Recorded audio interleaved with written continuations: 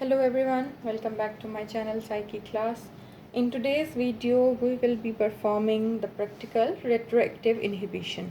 So retroactive inhibition को समझने से पहले आपको लर्निंग का कॉन्सेप्ट पता होना चाहिए कि लर्निंग बेसिकली क्या है। ये आपके बिहेवियर में ऐसा चेंज है जो कि as a result of experience या प्रैक्टिस आप अटेन या अचीव करते हो। ठीक है, लर्निंग जो है वो ऑब्जर्वेशंस के थ्रू भी हो सकती है, कोई आपको इंस्ट्रक्ट करे उसके थ्रू भी आप सीख सकते हैं चीज़ों को, खुद भी प्रैक्टिस करके आप चीज़ों को लर्न कर सकते हैं, या फिर अपने इन्वायरमेंट में चीज़ों और लोगों के साथ इंटरेक्ट करके भी आप लर्न कर सकते हैं। लर्निंग का प्रोसेस जारी रहता है। सो बेसिकली दो फिनोमेना हैं, ठीक है, जिसको एक तो रेट्रोएक्टिव इनहिबिशन है, दूसरा प्रोएक्टिव इनहिबिशन है।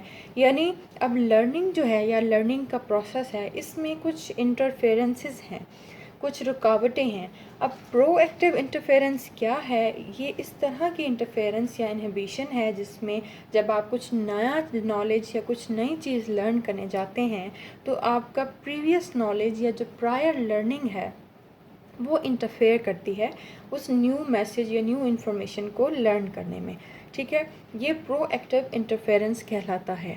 रेट्रोएक्टिव इंटरफेरेंस क्या है? ये रेट्रोएक्टिव इनहिबिशन का मतलब है कि आप जो चीज़ें रिसेंटली लर्न करते हैं या आपका जो न्यू नॉलेज है वो इंटरफेयर करता है पुरानी चीज़ों को रिकॉल करने में। ठीक है, हमारा जो ये प्रैक्टिकल है बेसिकली इसमें हम रेट्रोएक्टिव इनहिबिशन को स्टडी करेंगे, परफॉर्म करेंगे इस पे प्रैक्टिकल, यानी जो चीज़ें हम रिसेंटली लर्न करते हैं वो किस तरह से हमारी पुरानी चीज़ों की मेमोरी के साथ इंटरफेयर करती हैं। सो बेसिकली इस एक्सपेरिमेंट में हम 6 पार्टिसिपेंट्स चाहिए। ठीक है, हम 2 ग्रुप्स बनाएंगे, एक जी हमारा कंट्रोल ग्रुप होगा और दूसरा हमारा एक्सपेरिमेंटल ग्रुप होगा। अब दोनों ग्रुप में हमारे पास 3-3 मेंबर्स या पार्टिसिपेंट हैं, लेकिन सब पार्टिसिपेंट्स एक सेम एज होनी चाहिए, एक ही क्लास के स्टूडेंट्स होने चाहिए और उनकी जो एबिलिटीज़ हैं वो भी ऑलमोस्ट सेम होनी चाहिए। ठीक है, तो अब हमने 2 ग्रुप्स में डिवाइड कर लिया अपने पार्टिसिपेंट को। अब जो ग्रुप ए है या जिसको हम कंट्रोल ग्रुप कहेंगे, उसको मैं एक लिस्ट दूंगी। ठीक है, लिस्ट अलिफ या लिस्ट ए कह लें। ठीक है, और वो लिस्ट होगी जी नॉन सेंस सिलेबल्स की, यानी बेमानी अल्फाज की। मैं उनको एक फहरिस्त या लिस्ट दे दूँगी और उन्हें कहूँगी कि आप ये लिस्ट याद करें। जब वो मेंबर्स ये वर्ड्स याद कर लेंगे तो उनको 30 मिनट का एक ब्रेक दिया जाएगा जिसमें वो सिर्फ रेस्ट करेंगे, किसी भी तरह का कोई ऐसा टास्क परफॉर्म नहीं करेंगे जिसमें कि उनकी मेंटल एनर्जी जो है वो यूटिलाइज हो। ठीक है, उनको प्रॉपर रेस्ट का टाइम दिया जाएगा। उसके बाद दोबारा से उनको दूसरे उस रूम में बुलाया जाएगा जिसमें दूसरे पार्टिसिपेंट्स मौजूद होंगे। ठीक है, ये हमने कंट्रोल ग्रुप को इंस्ट्रक्शंस दे दी।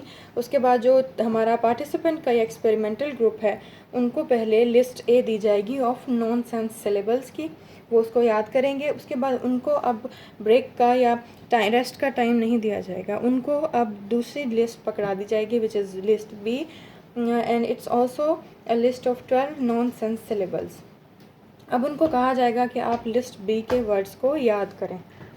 ठीक है, अब जब वो लिस्ट याद कर ली तो अब दोनों ग्रुप के मेंबर्स को एक ही रूम में बुलाया जाएगा और उन्हें कहा जाएगा कि लिस्ट ए जो आपको सबसे पहले दी गई थी, यानी कंट्रोल ग्रुप को तो एक ही लिस्ट दी गई थी ऑब्वियसली, लेकिन हमारा जो एक्सपेरिमेंटल ग्रुप है उसको 2 लिस्ट दी गई थी। तो अब दोनों ग्रुप को हमने यही कहना है कि लिस्ट ए के वर्ड्स जो थे वो उसी सीक्वेंस में आपने लिखने हैं जिस तरह प्रेजेंट किए गए थे, और जो है उनमें वर्ड स्पेलिंग्स भी जो हैं बिल्कुल एक्यूरेट होने चाहिए। तो जब दोनों ग्रुप के मेंबर्स ने रिपोर्ट किया या लिखा उन लिस्ट के वर्ड्स को, तो अब हमने उसका टेबल बनाना है, रिज़ल्ट का टेबल। ठीक है, इसमें मैंने यहाँ पे लिख दिया कंट्रोल ग्रुप 3 पार्टिसिपेंट थे। ठीक है, उन्होंने अब पार्टिसिपेंट 1 ने 10 अल्फाज सही लिखे, 2 उसकी मिस्टेक्स थी। अब पार्टिसिपेंट 2 ने 11 अल्फाज जो थे वो सही लिखे, 1 उसकी मिस्टेक थी, और लास्ट जो पार्टिसिपेंट था उसने तमाम वर्ड्स को सही एज इट इज़ लिखा, तो यानी उसका कोई भी मिस्टेक नहीं थी। इसी तरह से अब जो है हमारा जो एक्सपेरिमेंटल ग्रुप था उसके भी मेंबर्स के रिज़ल्ट्स लिख देंगे कि पार्टिसिपेंट 1 ने सिर्फ 5 जो वर्ड्स थे वो सही रिपोर्ट किए और उसकी 7 मिस्टेक्स थी। और पार्टिसिपेंट 2 के 9 वर्ड्स करेक्ट थे, 3 मिस्टेक्स थी। पार्टिसिपेंट 3 के 7 वर्ड्स जो थे वो सही रिपोर्ट किए थे और 5 उसकी मिस्टेक्स थी। अब इस तरह से मैंने दोनों मेंबर्स का या दोनों ग्रुप के पार्टिसिपेंट का अलग अलग से उनके गलत अल्फाज का सम या एवरेज निकाल लेनी है। यानी मैंने इनको ऐड किया, उनके गलत अल्फाज को 2 + 1 3 हो गया। अब 3 को हम टोटल नंबर ऑफ़ मिस्टेक्स या टोटल नंबर ऑफ़ पार्टिसिपेंट्स पे जो है डिवाइड कर देंगे 3 पार्टिसिपेंट्स से। सो एवरेज मिस्टेक्स या एरर जो है वो 1 आ गया। इसी तरह एक्सपेरिमेंटल ग्रुप के लिए हमने उनकी सब मेंबर्स की मिस्टेक्स को ऐड किया विच इज़ 15 और टोटल नंबर ऑफ़ पार्टिसिपेंट्स पे डिवाइड कर दिया। सो इनकी एवरेज मिस्टेक जो हैं वो 5 हैं। तो हमारा क्या रिज़ल्ट निकला वो ये कि जो एक्सपेरिमेंटल ग्रुप है उसको क्योंकि वो एक और लिस्ट ऑफ वर्ड्स भी याद कर चुके थे, तो ये रीसेंट लर्निंग जो थी उसने इंटरफेयर किया उनकी रिकॉल ऑफ लिस्ट 1 को। ठीक है, इसलिए उनका जो मिस्टेक या एरर है वो ज़्यादा आया as compare to the control group, क्योंकि उसको एक ही लिस्ट ऑफ वर्ड जो थी वो याद करने के लिए दी गई थी।